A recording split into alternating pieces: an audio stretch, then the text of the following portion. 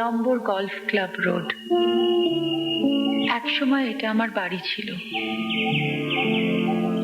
বাড়ির সামনে একটা কদম গাছ আছে, আমার বারান্দা থেকে দেখা যেত।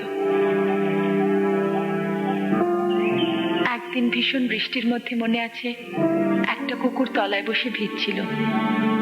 চাইলেই রাস্তা পার হয়ে চলে যেতে পারতো উল্টো দিকে, একটা বাড়ির গাড়ি বারান্দার তলায়।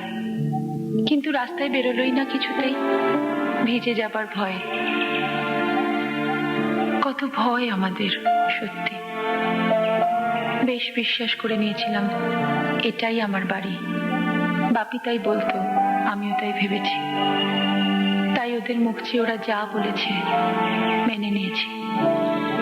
প্রেস থেকে কথা বলতে এসেছে, দেখা করিনি। কোর্টে গিয়ে মিথ্যে কথা বলেছি। রাতের পর রাত ঘুমের ওষুধ খেয়েছি, ঘুম আসেনি।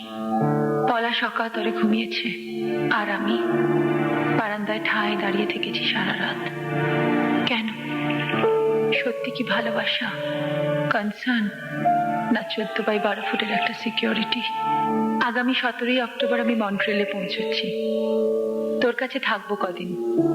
ওখানে কয়েকটা জায়গায় অ্যাপ্লাই করেছি, দেখা যাক। আমার বিয়েটা থাকবে না ভেঙে যাবে, তাই নিয়ে এক্ষুনি কিছু ভাবছি না। বোধহয় একটা পয়েন্টের পরে সেটা আর ম্যাটারও করে না।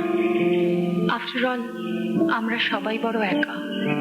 আমি, তুই, আমার যা, আমার শাশুড়ি, বাবা, মা, পলাশ, কে জানে, হয়তো মেট্রো স্টেশনের ওই ছেলেগুলো।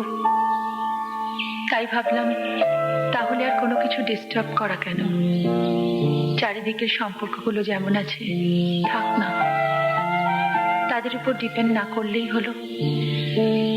এতদিন শুধু একা চলার কষ্টটা ভেবে ভয় পেয়েছি, কিন্তু তার আনন্দটা, সেটা থেকে নিজেকে আর বঞ্চিত করতে চাই না।